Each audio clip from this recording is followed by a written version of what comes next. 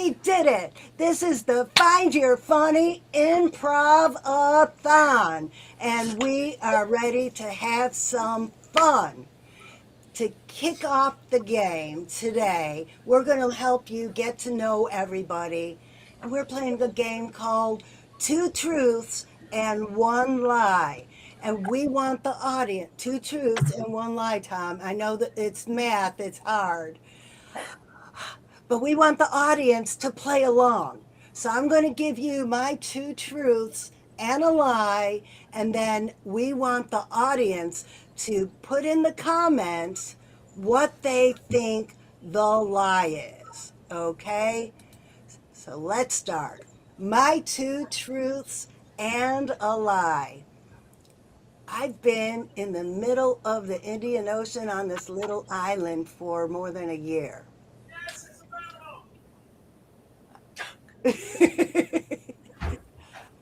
I had a Rottweiler named Baby. I played the tuba in the marching band. Which one is the lie? Hello, Mark McGraw. Which one's the lie about me?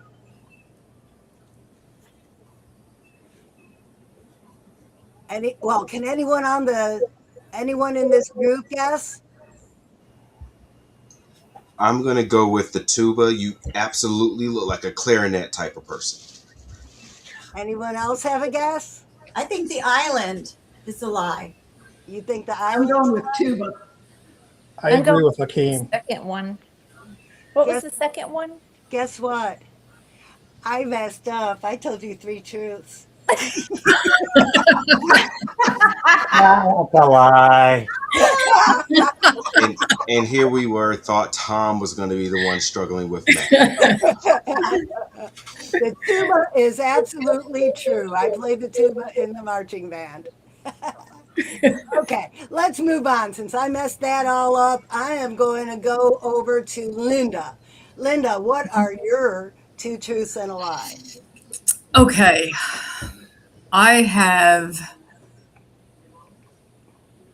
got to think about these. Okay. Are you ready for these? Let's do it. I have traveled to Vancouver, British Columbia.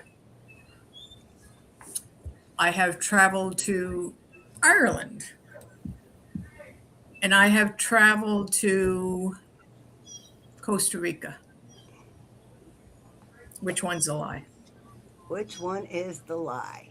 I think I've heard your speech, so I think I know which one the lie is. Okay. Anybody in the audience want to guess which one the lie is? Costa Rica, Ireland, or British Columbia? Which one has Linda not visited? Okay, British Hakeem, what do you think? I say British Columbia. I say Costa Rica. So I'm following in suit with Francine. All three are true.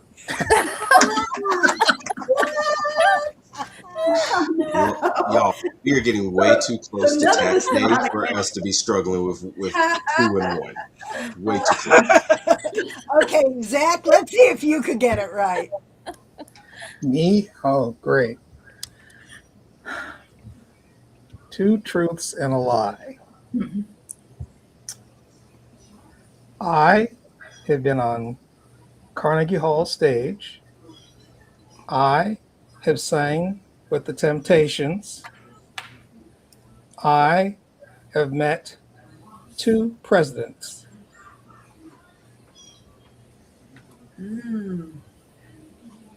I think it's presidents of a Toastmasters club he's talking about. And he was one. I don't think you signed with the Temptations. I don't think it was the presidents. I think you met one or three, but not two. Yeah, I go with the presidents also.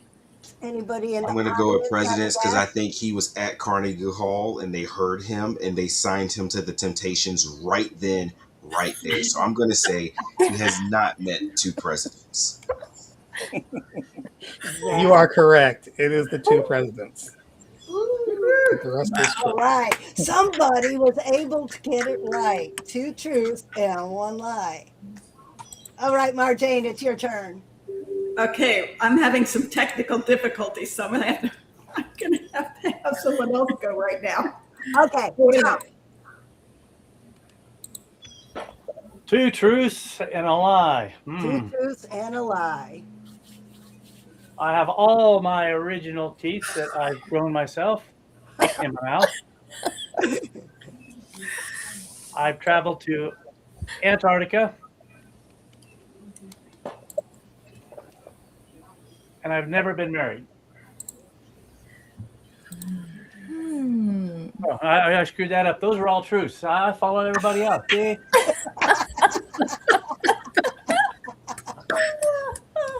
Setting the standards pretty low here, I think. You really have all your own teeth at your age? Yeah. Oh my gosh, And I don't have Wow. anything so the on teeth me is that's what real. surprises you, not the Antarctica, but the teeth. Yeah. That's the one that we're going to question here. Yeah, it's the teeth that surprises me. And I have nothing on me that's real, so. Okay, anybody in the audience watching right now, if this is what the next 3 hours are going to be like, buckle up. It's going to be fun because all we're doing is introductions right now. All right, Paula, it is your turn. All right, 2 truths and a lie. I was born in Germany. My favorite ride at Disney is Thunder Mountain Railroad. And I have never been on a cruise.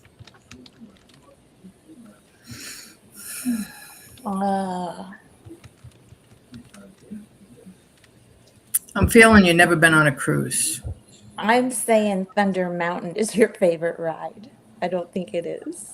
Thunder Mountain.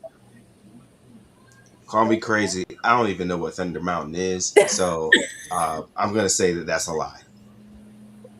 She lives in Florida. Everybody gets on a cruise at least 1 dozen times. Exactly. Everybody's been on a cruise. And I think I've seen pictures of Paula on a cruise. Was she lie drinking a is- lot? Was she around the pool? Linda, you're right. The lie is I've never been on a cruise. Yes, I've been on a cruise. Oh, You have been. Okay. Yeah. Mark, what was our viewer Mark said the cruise. Ah, good, Mark. Yeah, I You've live in never been Colorado. on a cruise, really? I've been on 15 cruises. Wow. wow. I don't even live that close to the water. See? But you come to Florida a lot. Marjane, do you have your technical difficulty fixed? Yeah, I was actually trying to help somebody who was having a hard time to find us here. Oh. Well, I'm glad they found us. So- Okay, Marjane, your 2 truths and a lie, please. Let's see. That one. That's the one. That's the lie. Thanks. Let's see. I once entered a cow chip throwing contest. That sounds like it has to. And let's see, I also went hang gliding in the mountains in Colorado, just outside of Colorado Springs. And I used to be a tap dancer.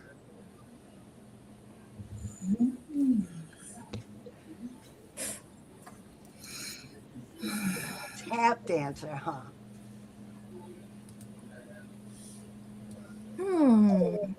And the first one was you were in a couch throwing competition. Cow chip throwing contest. Like when cows do their business and they've got patties and they dry out. Oh, Cow poop. That is very Manure. different than a couch throwing It's sort of like competition. frisbee. It's sort of like frisbee. Okay. Because I was thinking to myself, I don't know too many people that throw couches and tap dance. Those usually aren't the same. I am a unique Person. person, Hakeem. I have many Very. talents. oh. It was a small couch. I think the second one is a lie. What was the second one? I don't remember. Hang I gliding. don't know, but the one we Hang just talked about, we think those were real. Hang I think the gliding. cow chips are real. The hang gliding's not. Anybody else? Hang gliding. I think it's the I hang. say the cow thing. I think it's the hang gliding because why would anyone want to do that? All right, it's. Should I tell? Yes. Yes. Yeah. I've never done hang gliding. My nephew has. I've watched it. I'm not that crazy. You slept at a Holiday Inn Express?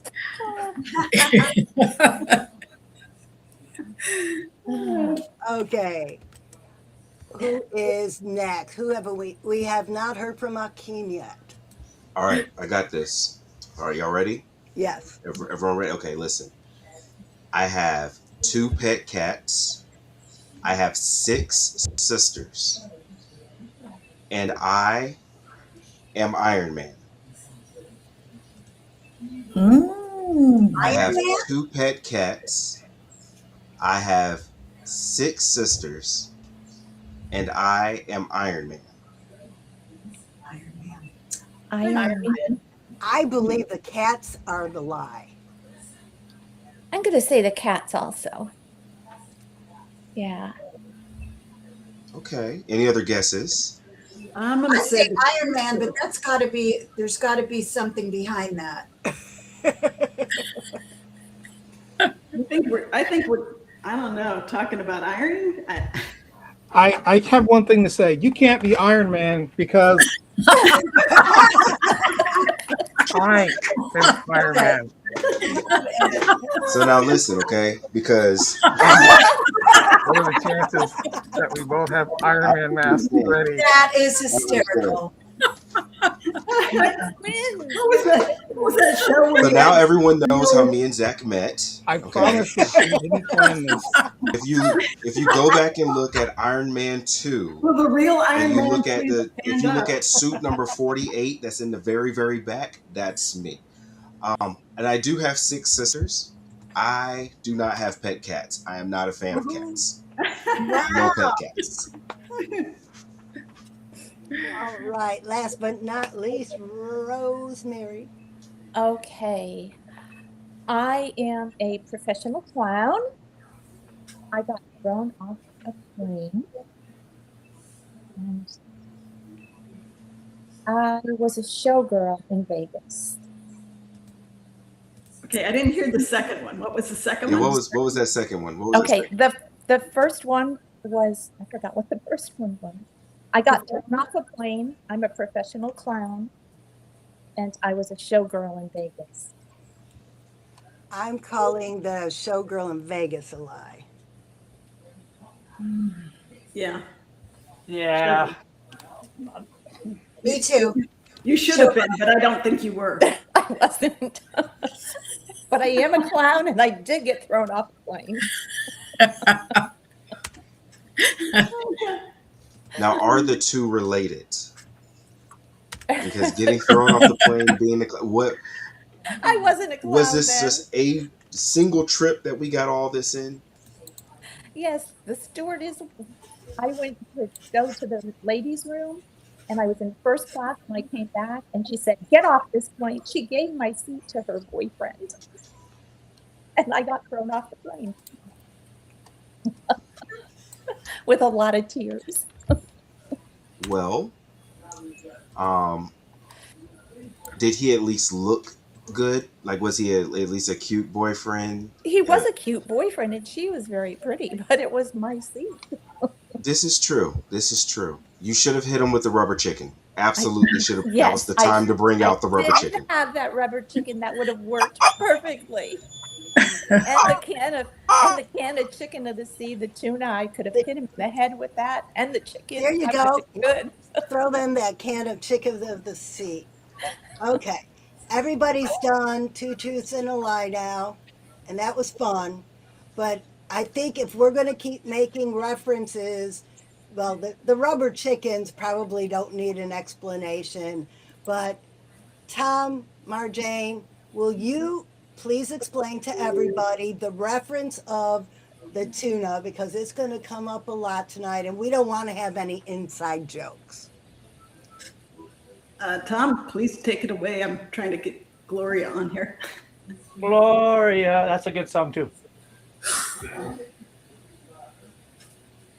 We had the pleasure at a Toastmasters conference a year ago of honoring the leader, district director, in a rather, I'd say, sarcastic way, because that's who some of us are. I have a T-shirt that says Captain Sarcasm, I think, somewhere in here. But we started off with just acknowledge her, simple old thing. And she started like 2 days before noticing while she's setting up that all of a sudden there was a can of tuna fish in her bag. Then there was one sitting on her chair. Then there would be another one that showed up, and they had a little question mark on the bottom. She started building a little conspiracy theory. She even shared it with her husband. Not Her a husband little. shared it with me, and it got a little bit bigger. By the time we got to almost the end of the conference, a nice dinner, formal and all that funny stuff, we had people going to our table and setting cans of tuna fish until they stacked higher and higher. And then she finally looked on the bottom, and it said on the bottom, www.findyourfunnytoastmastersclubs.org, rubber chicken of the sea. We started piecing things together and realized that we were advertising and we were having her help. So she took it to the next level, being a good sarcastic lady that she is, and I dearly love for it. She walked up to me just before she did one of her final presentation speeches of the evening. I was getting coffee. She looked directly at me and says, "I've changed my speech," and walked away. And sure enough, when she got up there and gave her presentation, she reached out and got some chat GPT help and wrote a speech about tuna and how their leadership style is perfect for her. So she threw it right back in her face. And we had approximately 52 cans of tuna fish that ended up on her table. Then they started giving awards out for other things, which is very common for this group. And they go, "Hey, can we give out tuna fish cans too?" And they did. They passed out a little award and then and you get a can of tuna fish. So they continued to promote Find Your Funny Toastmasters to everybody who wasn't already aware of us. What we're going to do this year, we don't know, but I think the cans are getting bigger. Well, I picked up a can the other day at the store. Shall we just take this in? That's not tuna. No, it's a whole enchilada. So It's only $4 for a whole can. So the lesson for all of you fellow Toastmasters out there, if you want to make a big bang at your club and get your club mentioned multiple hundreds of times, Eat a giant big can of beans. a big can of beans, a small can of tuna, something just That's a bigger bang than I think any of us want.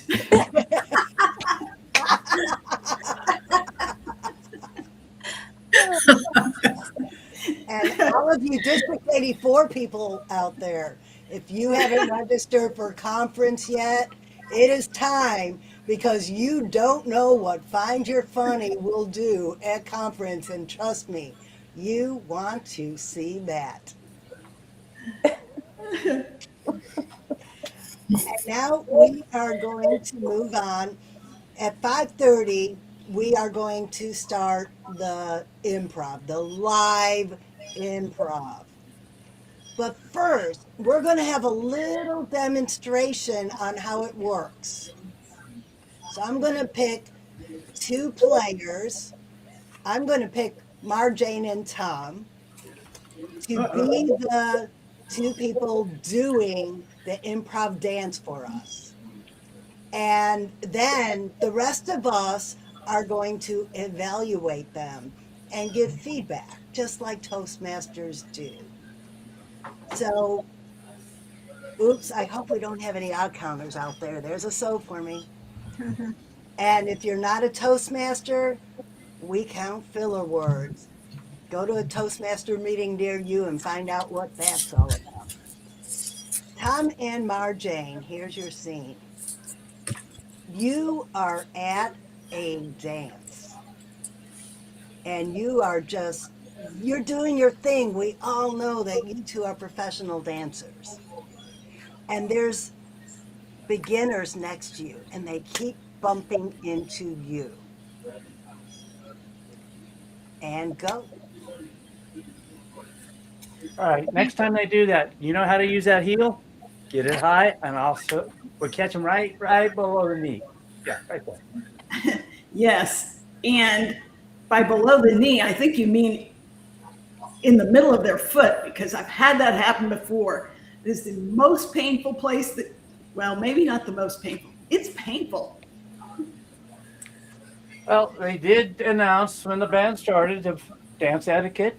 We'll go counterclockwise. Faster you go, the farther outside. No drinks on the floor. Yes, and that was the hard. 17th time. Yes. And maybe these people came in late. I'm not sure they heard that. Well, they're gonna hear it again if they do it to me. One more time. I'm Yes, and let's be courteous and nice. I mean, maybe they're beginners. They're beginning to annoy the right out of me. Yes, and take a deep breath. Okay, is it important? And now let it go. Oh, you want me to actually do that? Well, we've already paid. We're here. I'll put up with them for a little bit longer. I'll stay on the opposite side of the floor. All right. Yes, and the other option, we could just teach them some dance etiquette. We can charge them too. That'd be the best way. Let's charge them $50, and then they'll come back and they'll be better dancers. Sound good? Yes, and we could charge them, but maybe we should let them not pay for today, since we really want them out of our way so that we can dance. Tell you what, let's have Paula teach them a line dance over in the corner by the restroom. How about that? Yes, and that would be terrific. They would all have so much fun. I'll have more fun when they're over there and I'm over here. All right, let's go tango. All right. All right, and scene. So let's start the feedback. Paula, what did they do? One thing they did right and one thing that they could improve on. I love the banter back and forth, and they were very quick with each other. And that's one of the things with improv, is to just be fast on your feet. And besides dancing fast on your feet, also speaking fast on your feet. So their banter was great. The only thing that I would say is that even though we have to think in our mind, yes, and we don't literally have to say it every time it's our turn to talk.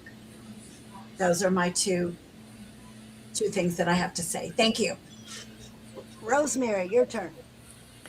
Well, I was kind of wondering, I think Tom needs some anatomy lessons, because when he said, in the knee, I was just going to say, I've seen Marjane dance. She's good, but that would be a high kick. So I thought it was really good. I did like the bantering, and I agree with Paula on the yes and. Thank you. I really liked how Marjane kept it positive and kept trying to steer Tom toward the positive. Zach. I'm used to that. I always ask her before we go anywhere, do I have to people today? He's been around tuna too long. Zach, do you have any feedback about the dance lessons? No, I would be scared if I was there, so I'll let it go. What about you, Linda? I I found it very interesting how with the different dances, Tom would be more like a jitterbug, where Mary Jane was more like the waltz. The two came together, the two came together and they were able to mingle on the dance floor until they got everybody over to the line dancing. So that, that was that was pretty cool. I appreciated that. Hakeem, were you able to hear that from backstage? Absolutely. I felt that the energy was just there. You were able to just think about it and go. My only thing would be similar to what was already said. Don't be so tied down to have to say yes and. That way it can just flow a little bit more. Make it a little easier on yourself. But I thought it was Yeah. excellent. Yes, and I'll try that sometime. Oh, wait. Never mind. Another thing I loved is how they pulled Paula in. That's another great thing is to find your props or pull another person in if you can. So that is our demonstration of the yes and game. And now we are going to call some players up on Hi, stage. Francine. Hello. Special Hi. Hello. Would you like to join? We're starting an improv. We're Oh, you starting just improv. started. Well, we're doing little different things each hour. Okay. I mean, the timing couldn't have been better. I feel like you just volunteered. Do y'all I- know Just coming up Sabrina? here and This is Sabrina volunteer. Melee. Sabrina, I think you just got voluntold. To do Because what? you walked in just as we were about to start a game. What's the game? The game is yes and Yes. Rosemary is leading it. So we have Paula and we have Sabrina and Akeem and Zach, Linda. I'm going to go backstage and I'm leaving everybody else on stage to play this game. So is everybody ready? And Rosemary, it's all yours. Thank you, Francine. All right, so this is yes and. In improv, yes and means we accept what our partner says and build it, and we make each other laugh. Listening, accepting, and building something together. Our first scene, the first scene takes place in Costco. One person is the Costco employee handing out samples. The other is the customer who, No, a minute. I was anything.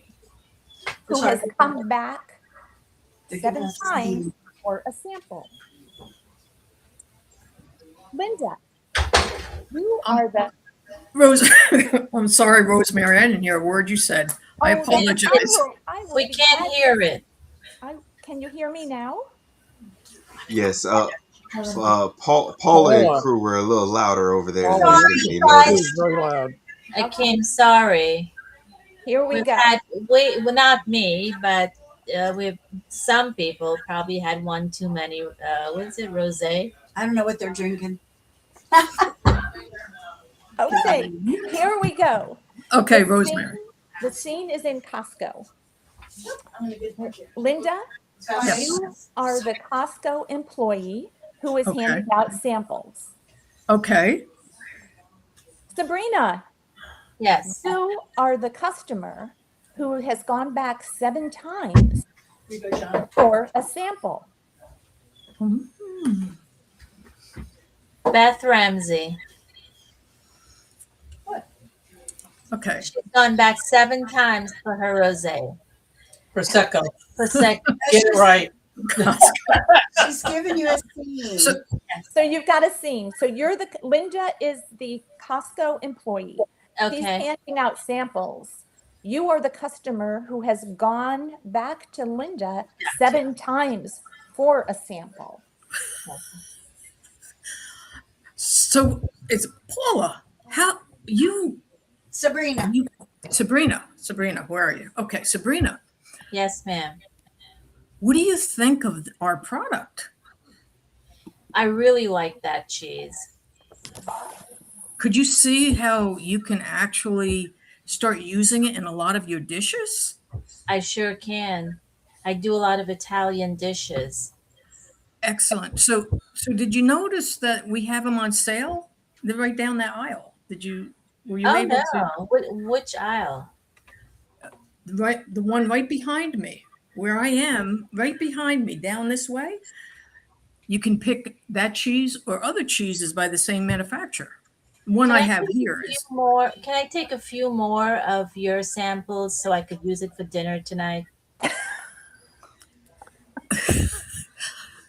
I don't think, because they're all chopped up a little bit, you may want something entirely different. So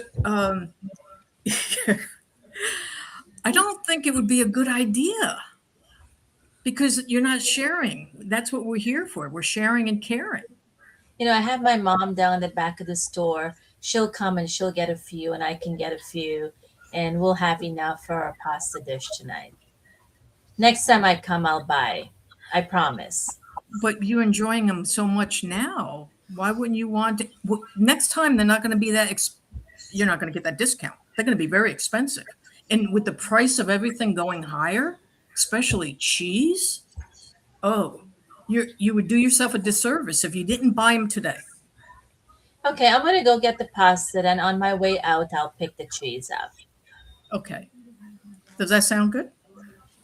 Yeah. Good job, girls. Good job. Thank Thank you, Akeem, for volunteering me. Sabrina, you did a great job. All right, let's Anytime, Sabrina. go. We have a crew here, guys. We have Dawn, we have Beth, we have Barbara, we have Gina, we have Kim. All right, well, we'll be using more of them. All right, scene 2. This is a fishing trip. Okay. The scene is going to be you're on a fishing trip with friends, and you're not very lucky about catching fish. Now you're all invited to a fish fry, and everyone is bringing the fish they caught. You haven't caught any fish.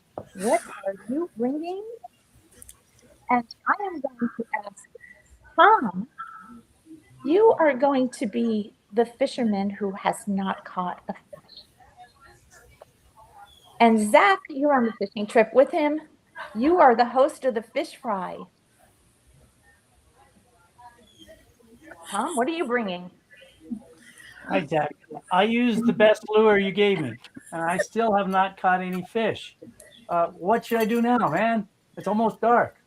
Well, I'm thinking with the sun going down, you need to figure out that I think you're going to be able to get a really big fish if you just go to the edge of the lake over there where there's a little bit more light.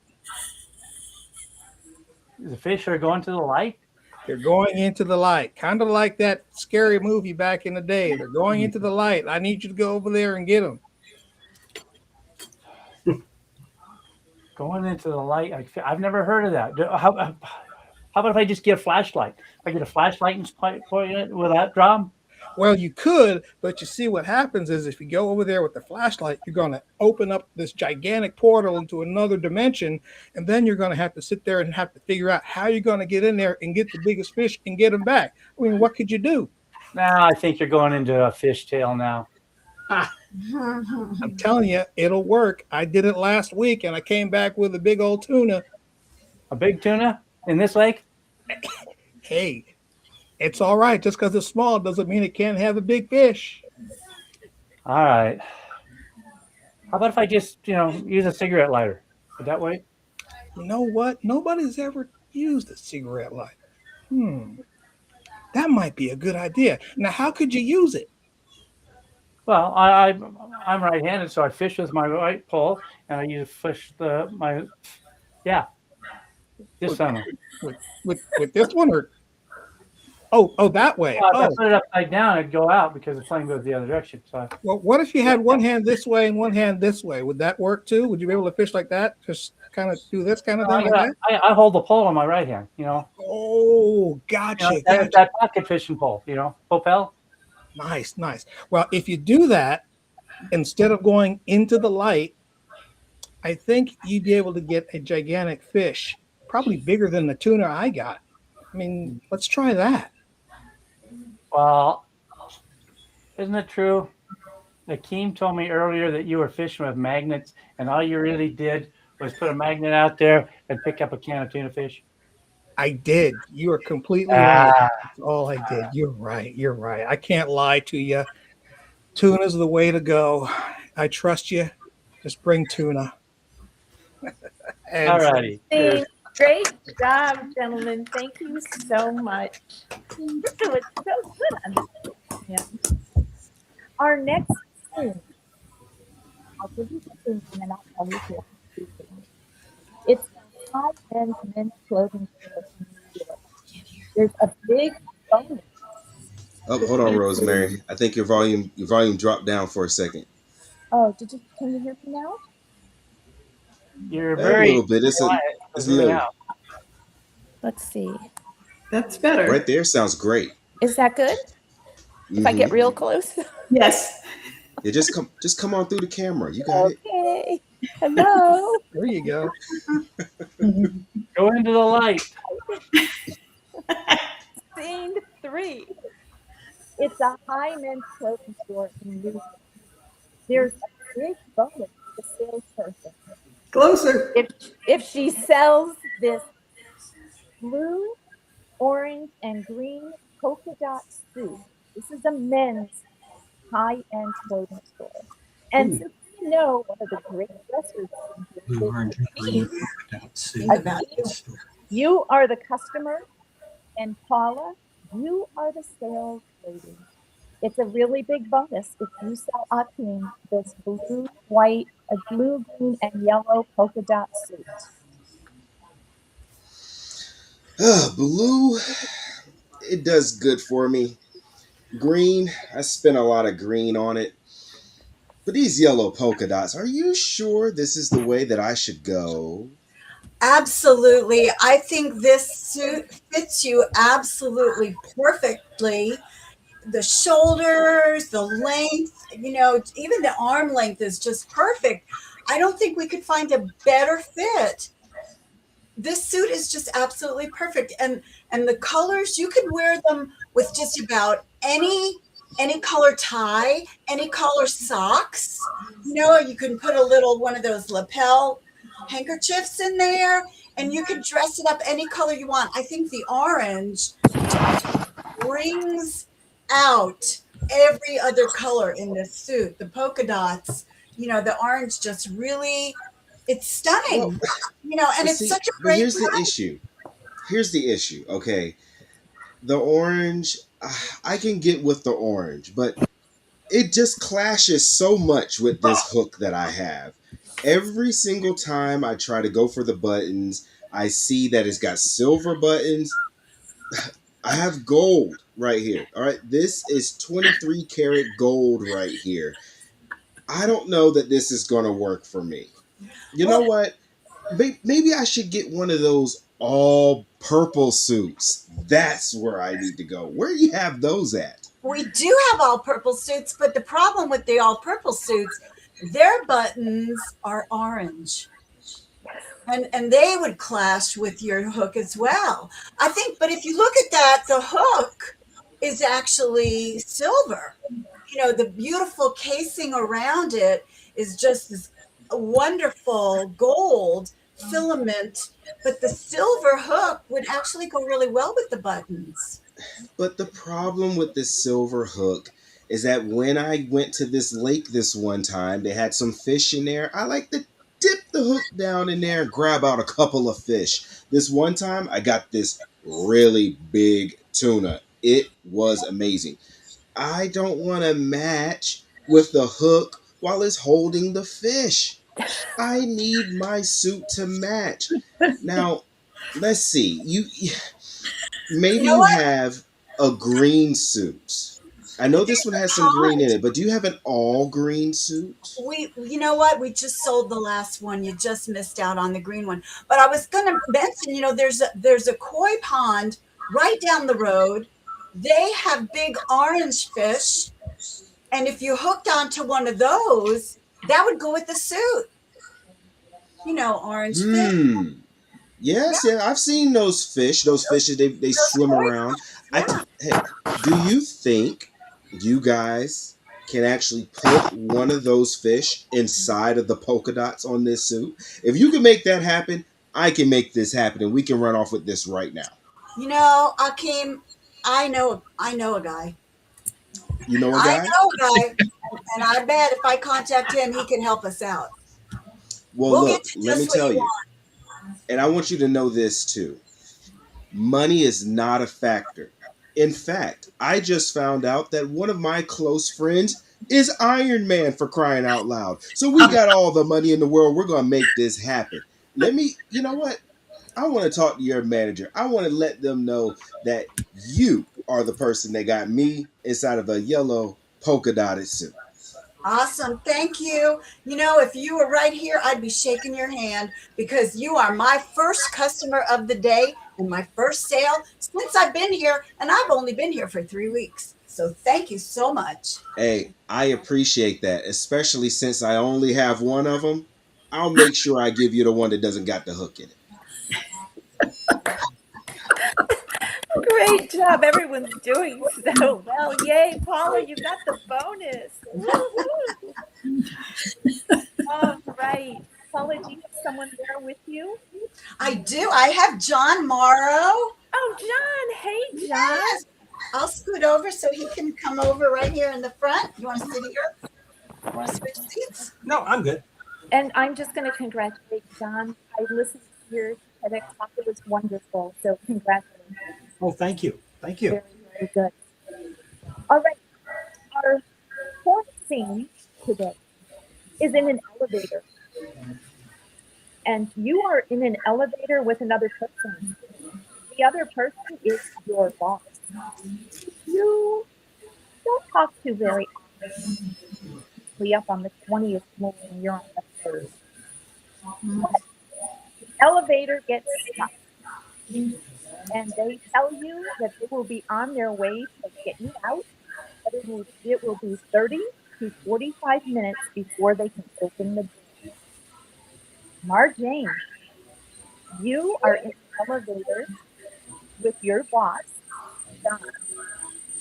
Okay, I didn't quite hear all of that, Rosemary. I got that I'm in an elevator with my boss. The elevator gets stuck. Yes. And you're going to be in there. They can't open the door for 30 to 45 minutes. Your boss is usually on the 20th floor, so you really don't see him often or ever. And you are on the third floor, but now you're stuck on the elevator on the second floor, and they won't be there for 30 to 45 minutes. It's just the two of you in the elevator. Okay. Well, John, it's great to get to talk to you. Do I know you? We work together. I work for you. It's Sorry, you work here? Yes. How long? Well, not here, not in the elevator. How long have you been here? In the elevator? Just the same, pretty much the same amount of time as you have been. Well, that's I true. got on like I walked on right before you did. Oh, well, that's very funny, but how long have you been working for the company? Oh, I've been working for this company for over 20 years, John. I'm surprised you don't recognize me. Maybe it's maybe it's just something about the way I look. I don't know. I recognize you now. Oh, thank you. So, yeah. So we're going to be here for 35 minutes. 35 what minutes? department do you work in? Oh my do you know gosh, how to get in touch with somebody? I wish I wouldn't have had quite so much of this water to drink before I got on the elevator. Oh, yeah, I know what you mean. It's, I like water too, but I try to avoid it when I'm on elevators because this does happen from time to time. I'm sure you've experienced this before. Not personally. Not personally. I've seen it Really? before, but yeah, I've seen it before. But yeah, and with that new work policy of the health benefits and trying to improve our health, I've been really working at this. So I've had a lot of water this morning, John. All right. So I have to tell you that drinking water on the job and having to take frequent bathroom breaks is something you need to discuss with our human resources department, because you need to be about the business of doing your work. Oh, no, you're right. You're right. I do. Maybe, maybe water wasn't the way to go. I probably should have had a little more wine this morning than what I actually had. I think that might have gone a little better. It's not quite as it doesn't. Yeah, I think next time I'll drink more wine, less water. Well, you know how it is with water. It has a way of finding its way out. That's true. It is true. And John, while we're on here, I was kind of asking if I wanted to ask, could I get a raise? I mean, I don't get to talk to you very often. If we can get this elevator to work, you will get a raise. Well, thank you. It's not exactly the. Oh, I'm sorry. What did you mean? I was hoping for more money, actually. Money? Is there money involved? In getting this elevator repaired, there's definitely going to be money involved. And will I see some of that money? Only as it exchanges hands from my comptroller to the guy that's supposed to repair this. I think his name is Otis. Yeah. You know Otis, huh? Oh, yeah. But you haven't met me before in 20 years. Well, that's just, well, okay. Well, it's a big company. We have a lot of people. After all, it's a 20-story building, and I'm on the top floor.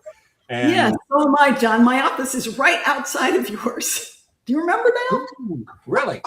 Somebody told me that you're actually, aren't we stuck on the third floor? We are, yes. Oh. That's because we were both on the second floor and going back up to the top floor where both of our offices are. Well, actually, I was on the first floor and I was getting coffee, and then I changed my mind. Okay. I'm kind of glad I didn't get the coffee because it's got a diuretic in it. And, at my age, I have a bladder that's really old. Yes. Once we get off of here, John, let's both go get some wine. Well, I'll drink to that. All right. Oh, wonderful. Thank you. You all are doing such a great job. This is a great yes and. Our fifth St. Paula, do you have any more people in your? They're all in the other room. I can go see if anybody wants to play. You want me to go get someone? Go get someone. All right. Please. I shall return. I'll step aside I'm going to step aside so somebody can come in here and do a massive job, but not as good as Akeem, because Akeem, he has the hook. Massive job. He's talking about cow patties again. Sure. He hooked us all in. Oh, this is really a lot of fun. And as soon as Paula gets someone, but I'm going to call on someone to do the second one. Is that okay, Tom? Yeah, Rosemary, your volume, I think the auto adjust is picking you up and down. So Am I okay? I'm going to come really close, and I feel like, one of those people are, can you see me? Can you see me? Can you hear me? I don't know. I have a new computer, and it's not liking me. Okay. Can you hear me now? Yes, ma'am. Yes. Yes. All right. I'm going to have Tom and Marjane on this one again, because you're a couple. You're a couple. You're in a grocery store. Oh, no.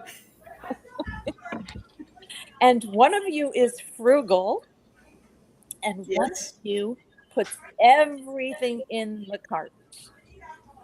I'm going to let you choose which one you would like to be, frugal or the person that puts everything in the cart. Take it away, Tom and Marjane. Tom, I don't think we need any more crackers. You know, I have quite a few at the house already. Oh, I'm too tall. Yeah, but all those crackers are already cracked. Remember what happened when they fell off the shelf? Yeah. We gotta have to get some fresh crackers. They still taste just fine. It's hard to put, the cheese and a little piece of salami between crumbs. Let's get some fresh crackers. They're on sale. Look at that. See, we get 5 boxes for $2. Or we could buy something else. We could get tuna, and then we could mix that with the crumbs and put it in a casserole. Tuna casserole again? Again? How many times do we have to eat tuna casserole in a week? Huh? How about something new? Probably only More once or crackers. twice in a week. More crackers. If we're gonna have, We oh, have we gotta use all 57 those- cans of this, so we probably need to have tuna once in a while, Yeah, once in a while. Great, yeah. once every week, or twice, maybe 3 times. Every week. Fish every week. Doesn't always have to be the same can of tuna fish. No, it's different cans. We've got a bunch of them. They've got bigger cans over there. Let's just get one big can and pour all the crackers into it. And then you have your giant casserole and you take it to work and leave it. Oh, that's a great idea. People at work will eat almost anything. And a great way to advertise for them? You take it, put it in the microwave, and hit the button for about 3 minutes, and the aroma will draw everybody in. I think the aroma will do something. I'm not sure about whether it's going to draw them in. Yeah. I mean, I remember one of the guys who brought fish almost every day and cooked it in the microwave. He wasn't very popular for some reason. Hey, they got Tabasco on special. Let's get some more. We're almost out. We're down to a little bottle of it. Are you sure we're just down to the small bottle? Yeah, I drank the other one this morning for breakfast. Okay. Well, all right. I tell you what, we'll go with the Tabasco. You can get another Tabasco. Let's skip the crackers this week and get the Tabasco. Can't we have both? Can we just come together and have it all? Get along. Well, okay. We can I do love crackers. And you do love Tabasco. Mm-hmm. We can do that. Okay. We'll put both of them with the tuna. Great job. I'm bringing Tabasco and crackers to the conference. All right. Paula, who do you have with you? This is Barbara Amato. Hi, guys. Hi, Barbara. Hey, Barbara. Thank you for joining us. All right. So I'm getting real close again so you can hear me. Barbara, I am going to have you and Linda, may I ask you again, since you were in Costco, you got tired of Costco, so now you opened a candy store. And Barbara is your customer. Now she's opening the boxes, tasting the candy, putting them back in, and not purchasing. Oh, Did you hear that? Barbara, you're the candy taster. And you are the owner of the store. You thought Costco was back. hi, Barbara. Nice to see you again. I haven't been here in a week. Oh, but you're still so sweet. Thank you. And so are your candies. I just love the chocolate covered peanuts, but I don't eat peanuts. So I'm just taking the chocolate off and I'm putting them back for somebody else. Oh, So, yeah. but if you don't like peanuts, you're still getting some of that peanut. Oh, it's not enough. It's fine. And besides, if that doesn't work for me, then I'll just go over to the malted milk ones and I'll suck the chocolate off of that one and put them back. But those are a little harder because when you suck on those, sometimes they start to dissolve in your mouth, and I don't have anything left to leave for your other customers. But Barbara, people coming in here may have a peanut allergy. And But I put them back in the peanut box. I'm not putting them in the malted milk box. But it's all over your hands. And when you're going into all these different boxes and trying, it's not a sampling. So would that be nice, opening up a box and grabbing some candy out of that and not realizing that you may affect somebody? I don't think you'd want to do that, would you? So would it work better if I wear gloves? Well, a lot of people have allergies, and some people may be allergic to latex. So how are you going to do that? So wouldn't it be easier, Barbara? Let me make a suggestion to you. Instead of going into the boxes, opening up the boxes, I have a whole display of candy. Couldn't you imagine just tasting some of those instead of opening the boxes? But you don't have every flavor on your display. And I tried those I've done all of those before. And it's really hard because as a senior citizen on a limited income, I can't really afford to just buy everything that I want. And I tasted all your samples, but you don't have all of them in samples. Oh, Barbara, I'm seeing the results on you of all the samplings that you've been doing lately. I lost 20 pounds. You did? Because I don't eat anything but chocolate. But you're so bubbly. Could you imagine if you were to use that bubbliness and go in and visit next door with the taco stand? Could you imagine where that I did. And I ate the last of the Tabasco that Tom had left over. So I did do that before. And I like to have my dessert first anyway. So I go there first because, life is short. So I'm going to eat the candy first. And I understand I'll that. tell you, I have a solution for you. You do? Why don't you just close my store? No, just hire me as a taster. And I'll taste everything before you sell it. Oh, that would be great. Do you remember Lucy? I love Lucy. My mouth isn't as big as hers. I think Ethel did better than she did when they were shoving those chocolates in. Yeah, but that's a great. I could do that. I could do that. How much do you pay? All the candy you can eat. I don't get paid a paycheck too? No, but think of how much money you're saving and how much food you're saving on, because you're going to be filling all up with all these candies. Think about this. I have to be really careful, and I'll tell you why. Because the taco place next door is paying me to eat at your place. They are. Yeah, because they said that I was eating all their Tabasco and jalapenos, and I would go to the little toppings bar. So now they just pay me to come over to your place. So I'll tell you what I'm going to do. Okay. We're going to fix this up really good. Okay. If you get some of that Tabasco. And put it on the chocolate? We'll put it in the chocolate. And then we'll make it so hot.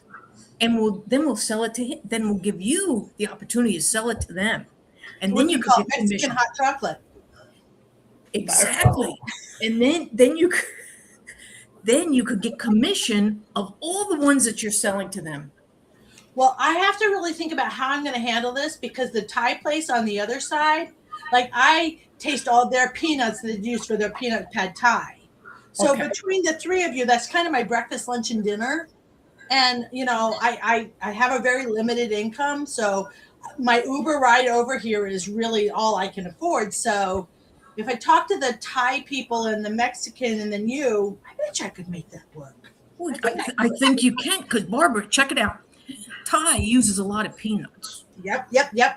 Not too much. So instead of spitting them back in the box, just take them over to them? Do that. and sell it to them. And now you're making a commission off of it. Okay. All right. Now you're double dipping. Do you see that? So I can take the chocolate over to the Mexican place to make Mexican hot chocolate. And then the peanuts that I don't finish, I take over to the Thai place for the pad Thai. But I still come to you for the wonderful samples. Now you see how you're making the day. You have actually created a job. There you go. Hallelujah. Oh. All right, guys. I love you, but I got a house full of people I got to go back to. Thank you. Thank you, Barbara. Thank you. Thank you all for saying yes and with me today. You all did fantastic. It was wonderful. I'm glad I had Botox because I was laughing so hard I got wrinkles. So, glad I got my injections. Back to you, Francine. Rosemary, you were so afraid about doing this today, and you did a marvelous job. Everybody give Rosemary a hand. If you are watching this on LinkedIn, YouTube, or Facebook, let's show Rosemary some love.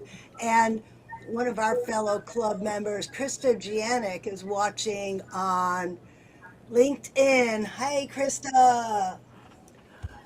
And now, moving on, I am happy to tell you that Paula and I did a little bit of an improv training.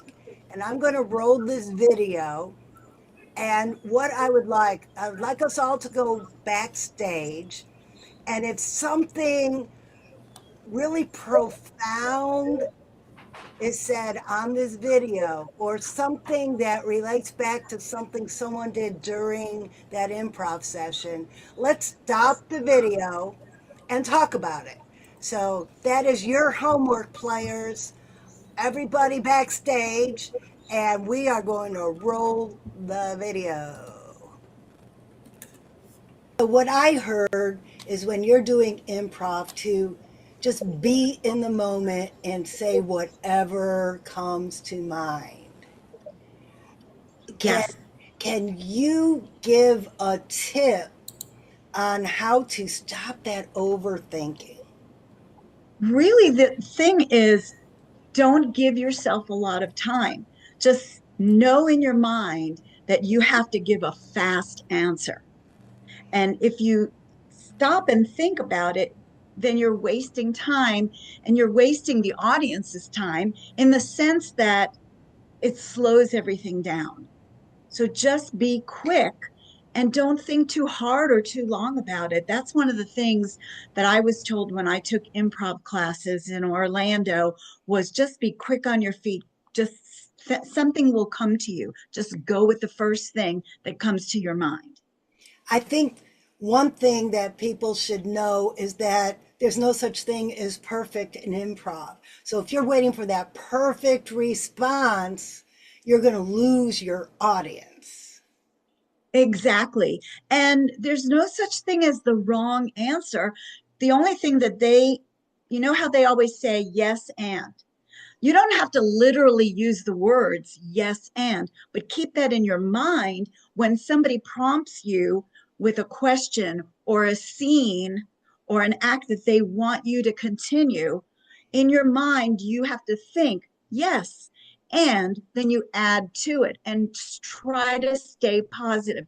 That's the only thing, is be fast and be positive. They stress, don't give negative answers. You want to keep that positivity and that enthusiasm flowing the whole time.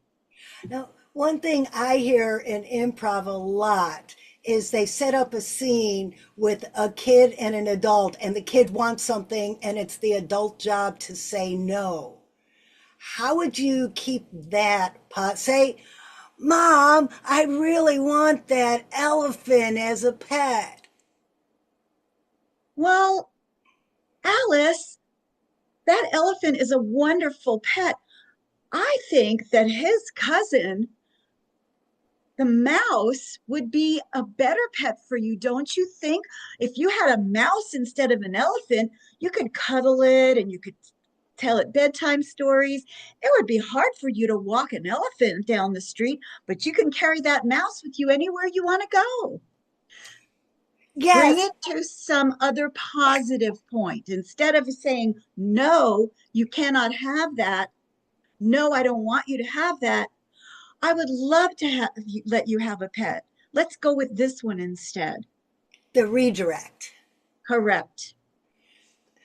Now, another thing that I always hear in improv is they set up these elaborate scenes, and sometimes the people doing the scene get confused. What would you tell somebody who didn't quite understand the instructions? Because so often people say, wait, can you repeat that? Or what am I supposed to? But I think you lose some of that momentum, correct? Absolutely. Absolutely. If someone doesn't quite understand the instructions, my thought is to keep the instructions as minimal and simple as possible. Don't set up a huge, elaborate scene, just something simple. You are a superhero and your goal is to go save this little girl that's in trouble. Take it from there. And then you create the scene on your own. They give you the ideas, they give you kind of the direction where they'd like you to go, but you use your imagination and you create the scene. And the first thing that comes to your mind is the right thing. So if it comes to your mind, don't think, oh, wait a minute, that's not good, because that is probably going to be the best response. Right. They always say to you, don't overthink it. Don't overthink it. And another thing that I have seen people do is they feel like they have to give a full blown story. But isn't improv more about the play between the individuals in the scene? It absolutely is. And you can create the story as you relay back and forth. One of the things I remember is you set up your scene right from the start. Your initial conversation, your initial communication should be, hey, I know you're my older brother, but I really feel like we should get mom this gift for her birthday. And then the other person might want to, add to it. Well, I don't think mom would really appreciate a pet alligator. So let's think of something that mom could use instead of that alligator. Let's go with and come up with something else. But positive feedback, but let each other know, let the audience know who you are, what your relationship is to one another, and what your situation is in those first two sentences. I always love to ask a question, because then it's not just me talking, I'm actually having a conversation with the person I'm in the scene with. Right, right. And that's a good way to start it. Ask a question, or give them something solid to work with. Thanks, sis, for meeting me here at McDonald's. I'm really in the mood for a fish sandwich, and take it from there. A fish sandwich? You're at McDonald's. Why would you want fish it? Whatever. Just what you think might not be funny. If it comes to your mind immediately, others are going to find it funny. And sometimes, like in volleyball, it's not always about making the point, it's about setting it up for your teammate to make the point. Absolutely. The setup is very important.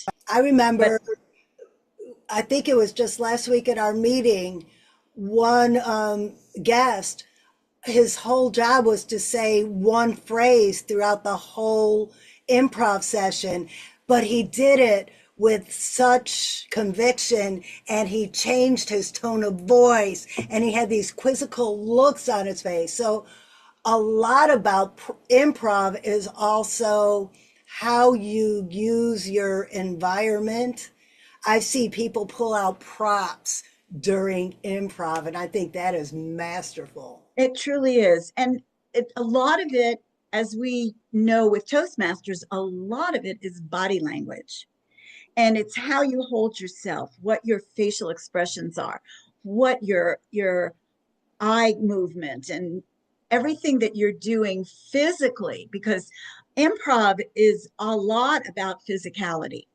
Very, very important to use your body, your vocal variety. Like you said, if they're only saying a few words, that I was there at that meeting and he did a wonderful job because every time he used those words, he emphasized it differently. And so it had a different meaning with each time he used that very same phrase. I remember one time we were in a scene with 3 people, and 2 minutes for 3 people, sometimes it's hard to get a word in. So I just had these weird looks on my face. You know, Francine, that's another really good important point is when you're in a scene with another person or more than one other person, don't steal the stage. Give each person equal time. It's real, especially when you're in a time constraint. You want to make sure that everybody has an opportunity to be part of that scene. That's right. One of the best pieces of advice I got is you don't have to be funny if you help your partner be funny, because it's a team sport. It's not an individual sport. Right? Just like you said earlier, you set it up for them. You can set up that, you know how we look at one too funny? You telling a story and you start the story, another person continues. That third person maybe has that pow, that bang. It one too funny. It can be as simple as that. I love that. One too funny. That is a good way of looking at it, because one thing that always throws me off is I have an idea of the way I want the scene to go, but then my partner has another idea of how that's supposed to go. So if they throw me off, I could use that too, just to get my bearings. Let them have the funny, get into the scene that they're helping create rather than the one I originally had in my mind. You are 100% correct with that. I've seen many times where somebody would start a scene and it would go in a totally different direction as to where they initially wanted it. And somehow they'd bring it back around to where they wanted it to go. But I don't think that's the right way to do it. I think the right way to do it is to let it flow naturally. And if it goes on a totally different path, then just take that path and run with it. Yes, because I have seen people try to get it back the direction they wanted to go, and the scene ends up falling flat. Right. It doesn't work because not everyone sees what you're seeing. Not everybody thinks the way you're thinking. So you might take it in one whole direction thinking, oh, yeah, this is where I want to go with it. But not everybody sees what's in your head. Right. And, you know, you could be as clear as you think you are, but to them, they have no idea where you're going with that. So it's now up to them to move it along. So you may start the scene, but you're not, inevitably, you're not going to be the one to do that pow ending. I remember there was one scene, of course, they put me in a helicopter because I used to fix helicopters. And I was supposed to tell the passenger to jump because the helicopter was going down.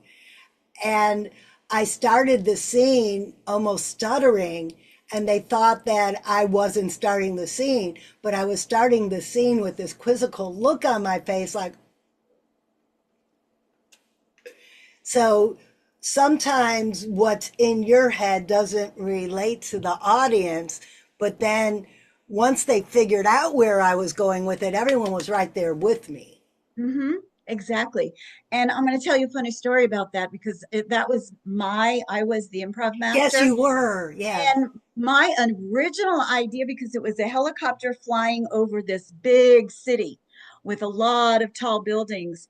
And my initial thought with that was I'm going to give you that scene, and whoever has the scene is going to say, okay, your destination is on the right. Go ahead. Here's your, here's your,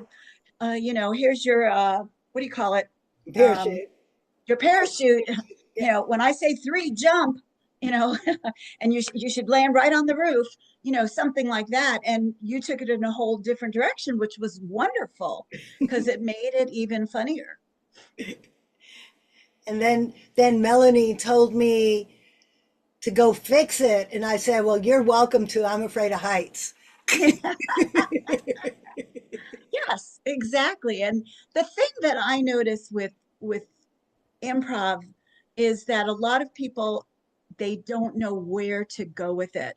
And one of the things that I always want people to remember is use your imagination. Make it fun, make it funny, make it different. Don't be so precise or correct with it, just because you're in a store and you want to hand somebody money to pay for your items, you might want to hand them a bunch of chocolate chip cookies. Well, this is how my mom takes money from, this is what my mom takes when I want to buy something. Just use your imagination. Go somewhere totally in a different direction, because that's what makes it funny and unexpected. Unexpected, and then that gives your partner something bigger and better to play off of. Mm-hmm. Yeah. My mind works like that. If someone was going to pay me with chocolate chip cookies, I would say, well, the ones with the nuts are worth more. So, if do you have any chocolate chip cookies with some nuts in it? Just whatever comes into your head, make it unusual, make it different. And that's what makes things funny, is when they're different. Yes, because we're not telling funny stories. We are getting outside of the realm of reality. Mm-hmm. And the better you could stay in the moment and think outside of the box, the more outlandish you will allow yourself to be. Exactly. And I do remember when I was going to the improv classes, they would say, be that character. Don't just pretend that you are and try to like be real stiff doing that role.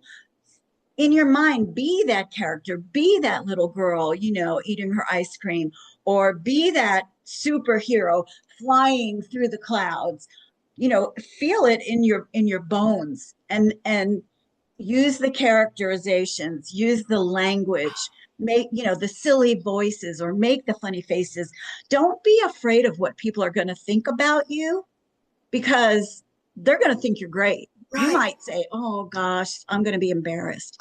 You won't be embarrassed. I remember, I think it was Rajiv, and he was on a bus. Yeah, exactly. And then next thing you know, everybody in the scene's doing this. Right.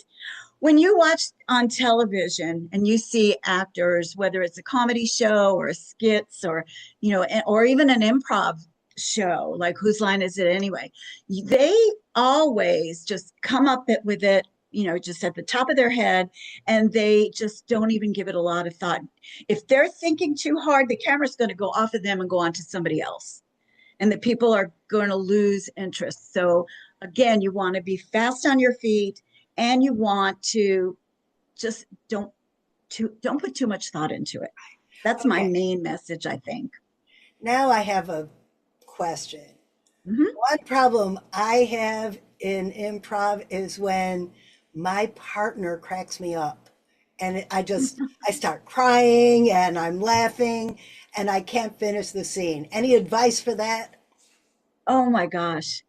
If you are able to bring that laughter and those tears into the scene, Oh, yeah. make that part of the scene, instead of like, oh, wait a minute, give me a minute, I have to compose myself. Just bring that into the scene somehow, whether it be funny tears or you start crying and you're like, now you're making me think of, when some of, come up with another story that's bringing to your mind, and that's why you're laughing or crying. That's always easier said than done, but that's why we practice. Mm-hmm. Mm-hmm. Yeah, and I think it's good to have somebody to practice with so you can put that back and forth, that banter. It's so important to have someone else's feedback again, because they may not say or do what you're expecting them to. And they're going to totally floor you with their answer. And now you have to come up with something to respond to what they just responded to you. So it is constant banter back and forth. And both of you need to be quick on your feet. And sometimes that's difficult when you're laughing. But Yeah. another thing I've noticed though is when I'm laughing, the audience is laughing too. So mission accomplished. Yes, exactly. Exactly. And sometimes when you're trying to hide your laughter, it's even funnier. Right? Giggle snort. Giggle snort. Yes. Okay. Our audience might be a lot younger than we are, but who remembers Carol Burnett, Tim Oh gosh, Conway, yes, and yes. Harvey Korman? They would crack each other up. A lot of it was just improv, like right there on the spot. One wouldn't know what the other was going to do or say, and they're trying to hide their laughter. And sometimes it's funnier than the actual scene is, watching them laugh and trying to hide their laughter. Yeah. Oh, have you ever seen Robin Williams? And Yes. nothing he did was scripted. And then Oh you gosh. see the people in the scenes with him in the outtakes. Yes. As a matter of fact, I just saw something, I think it was this morning. I was watching some people talking about Robin Williams, and I think it was Nathan Lane, because he was in The Birdcage with Robin Williams, the movie The Birdcage, which is absolutely hysterical. If you've not seen it, you have to see it. But he was saying that the director literally had to go in another room when they were allowed. They had to follow the script for, I forget how many takes. They had to follow the script, but then they would allow them to go off script. And a lot of times that off script banter made it into the movie, but the producer or the director, it was one of them, had to literally leave the room because he would laugh so hard he couldn't focus on doing his job. Between Robin Williams and Nathan Lane, the two of them, it was hysterical. So yes. And I have seen some people in Find Your Funny during improv who were really that funny. Oh yes, me too. Me too. And what I love about the members, the guests, and the members of our improv at Find Your Funny is that everybody gives it a try. If they're hesitant, they'll try anyway. And nobody ever falls flat on their face, because there's always people there that's going to encourage them, keep going with it. And that's one of the things I love about our club, is that we encourage even people who have they feel like there's not a humorous bone in their body, but somehow they find it at Find Your Funny. And then sometimes it's that dry humor, the not being funny and being the straight man is just as funny, if not funnier. And that's usually done with the facial features. Wow. And sometimes what's not said makes it funny. Absolutely. The eyes, the rolling of the eyes, or the, whatever they're doing. You can see that in a lot of the famous comedians today too. And those of yesterday. They didn't have to say a word. It was all in their facial expression. And that's the same thing with improv. You don't have to say anything. There's different ways to communicate. You can, by speaking, by body language and facial expressions, or by silence. Or in Find Your Funny. That's absolutely right. Yes. I have a little mini rubber chicken. I don't know where he is. I have to find him. So I have my little aliens with me instead. Well, thank you, Paulo, so much. This was so much fun, and I hope the audience got something that they could use in their next improv session. And this is your invitation to join us at Find Your Funny. We meet the second and fourth Sundays of every month at 6:30 p.m. Eastern Time. It has been a pleasure to speak with you today. Thank Thank you for you. having me. And if you're watching this, stay tuned because Paula's going to be leading an improv session. So stay tuned and come watch Paula and the gang just play with some improv. And we're back. I'm going to start bringing some players out. Are you ready? Put your camera on if you are ready. Marjane and Tom and Akeem, Rosemary, Zach. There we go. There's Zach. Well, Linda's not back yet, so we'll just wait for Linda. But it is time for our next segment. Is everybody ready? Yeah. We are going to try the two truths and a lie again. I'm sorry, Francine. Yes. I hate to do this, but I am at Barbara Amato's house, and we are working on conference decorations, and they're getting ready to go. So if you don't mind switching and letting me do my improv really, really quick, and then I can sign off and you guys have a bang Let's up do it. time. Let's do it. We're going to bring Paula out for the next round of. I'm going to give a sentence, and I'm going to ask you, and you're going to give me another sentence, and we're going to tell a story. And it's just give me a one sentence, and we're going to continue the story. Make up whatever you want to say quickly on the spot. It's just improv, fast and funny. That's our rule. Fast and funny. One sentence each. And I'll start it. And I'm going to go in this order. So remember your name so I don't have to call your name right after. So you automatically be ready to go. I will start. Then it'll be Marjane, Akeem, Rosemary. We're going to do it in that order. It's just going to be the four of us for this first round. Paula, Marjane, Akeem, Rosemary. Paula, Marjane, Akeem, Rosemary. And I can say it. I just am trying to say it too fast. Okay. You ready? Ready. I'm going to tell a story just a few minutes. It's not going to be long. I looked out my window and I thought it was going to be a beautiful sunny day. There was a purple haze. That was more than one sentence, I know. The purple haze turned out to be, well, it was interesting because it was the artist formerly known as Prince.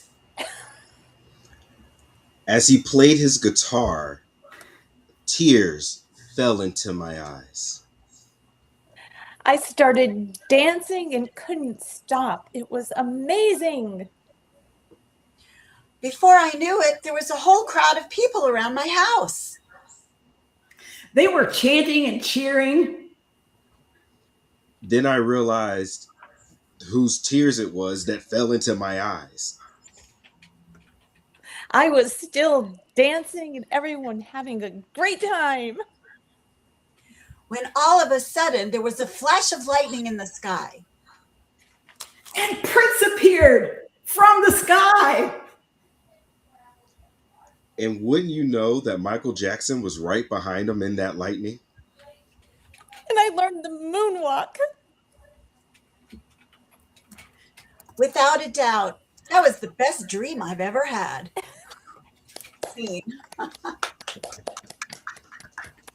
All right, everybody got it? We can do another one?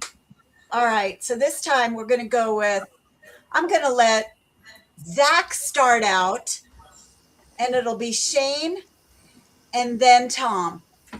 Zach, Shane, Tom, in that order. Take it away, Zach. So there I was on a faraway land. Lost my. There we go. Ah, yes, a faraway land, surrounded by zebras and tigers and bears. Oh my! And they weren't just the little bitty ones like in the coloring books. They were the big giant ones that you see all over. Oh, they were rabid and foaming at the mouth. Fortunately, I could run faster than most of them.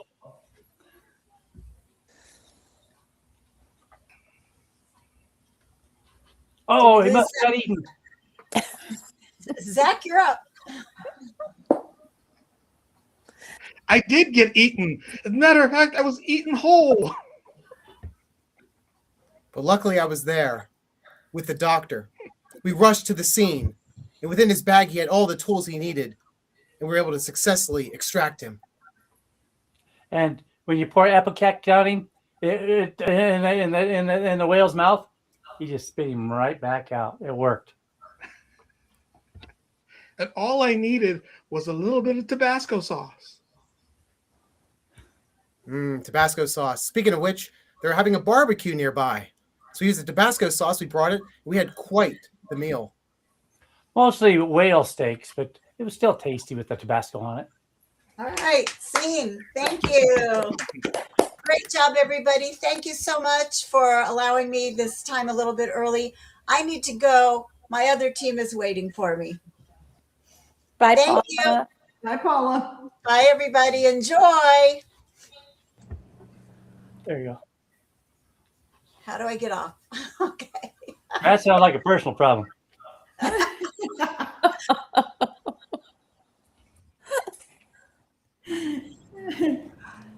And we're back. Just saying, just saying. We're going to leave that one alone, Tom. We are being broadcast on 3 different platforms. We don't want to make any social media conglomerates mad at us. And now, back to where we were. The next thing on our agenda is another 2 truths and a lie. We're going to try to get it right this time. 2 truths and a lie, and we're going to talk about the weirdest food we have eaten. And okay, I'll go first, and I'm going to try to get it right this time. I absolutely love beets, and I know some people think that's weird. And have you ever heard of kishki? That's a Jewish delicacy. It's honest to God, kishki.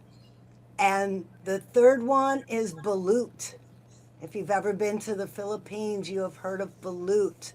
They're like half-baked chickens still in the egg form.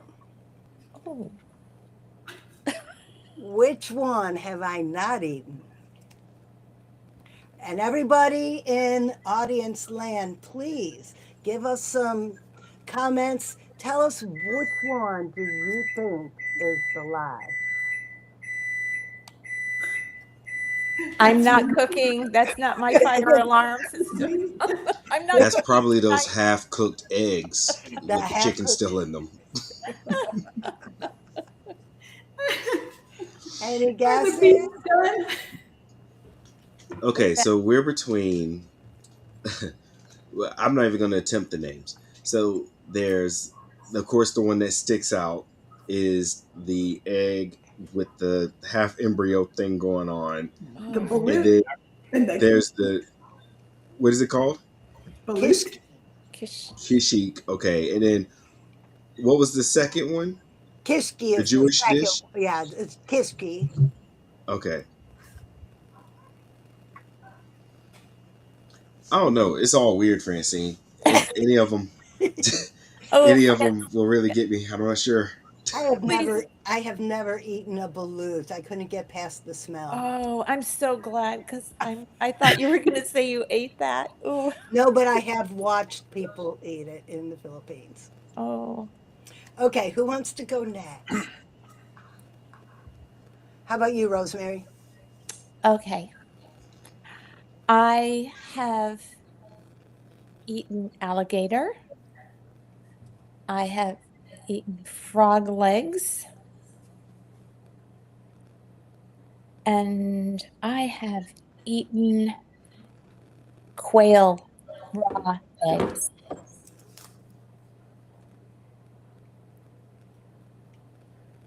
There's not really anything weird about any of those, but okay, we'll let you have that. That's your weird food. Hey, it depends on who you ask. Depends on who you ask. I don't think she likes eggs. I'll go with quail. I don't think she ate the quail egg. Oh, I did. I did. I had sushi the first time when I turned 30, and one of the things I tried everything. It was a quail egg. I didn't like it, but I did eat it. But I've never had alligator. I just kind of see their face, like looking at me. I couldn't eat it. I couldn't eat alligator. So I have so wait. The sushi and the quail egg. Please tell me that they weren't together. They were together. It's yeah. You Where get. are you trying sushi? I was in DC. I've never heard of a quail. I've never heard of an egg a It's bird's little. egg with the It's sushi. yeah. It's tiny. Like It's I love me some quail eggs, but with the sushi, that's the part that's bothering me right now. yeah. Ooh, that Am is I the weird good. one? Everyone else is like, well, Yeah. I have a couple of eggs by my sushi all the time. Oh yeah, you just throw Real some good. Tabasco on it. You'll be fine. Or some tuna. I was gonna say, Maybe it's mix, one of those fusion Yeah. restaurants where they fused more Yeah. sushi and chicken and I only had Did it someone once. say It was chicken? enough. It was enough. Yeah, it was definitely enough. I mean, realistically, it's just a new turducken. Yeah.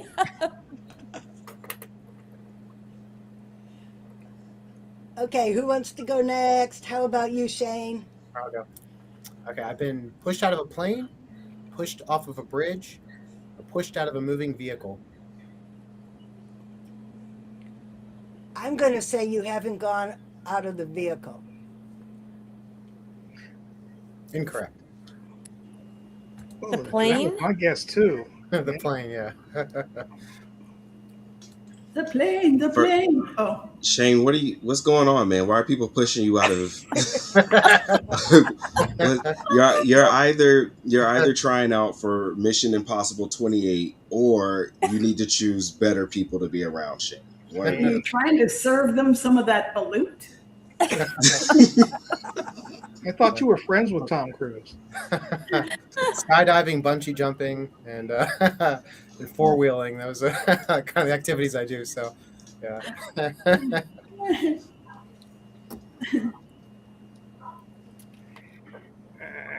Who's next? All right, I can go with weird foods. Okay, Marjane, weird foods for Weird foods that I have eaten. I have eaten chicken feet, Oh, believable. chocolate covered ants, and pig's ears. oh. I'm going to say no on the pig's ears because I've watched my dogs eat them and that takes a day or two for them to eat. I'm gonna say chicken feet. I'm going with the ants. You are correct, Akeem. Ants. Everything else she said, someone in the South has eaten, Oh, but the ants. Right. And I should kind of say I'm not sure technically I could say I ate pig's ears. I kind of tasted the sauce, maybe a little bit of the pig's ear, it was a small taste. oh. A small taste counts. I'm checking for sauce on my ears right now. It was not Tabasco. It wasn't Tabasco? No, Probably should have been. that might have helped. Maybe I would eat them again, but no. I don't think I'll be trying those again. Okay, I'll go next. I've eaten frog legs or chicken feet, and pig feet. Well, they all sound like they're like Sunday dinner in the South. Yeah. Well, maybe not the frog legs. Depending on how far south you are from. I'd say a majority of the South probably not, but the other two would probably be more South than the frog legs. That's kind of specific. Frog legs, chicken feet. What was the other one? Pig's feet. Pig's Pig's feet. feet. I'm gonna say I'm that gonna it go was with the frog. frog's legs. I don't think it was the frog legs, but I'm gonna say that too.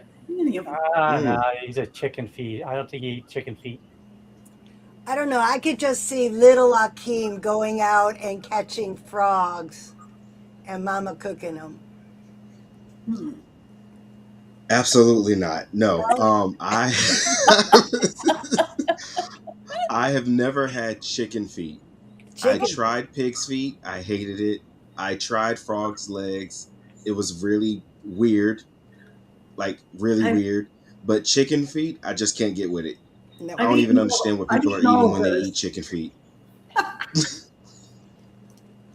If I was to come into the house with a frog, I wouldn't be here right now because my mom would definitely push me out of a moving plane, car, bridge. It doesn't matter. She'd push me out. Wow. Oh, Zach?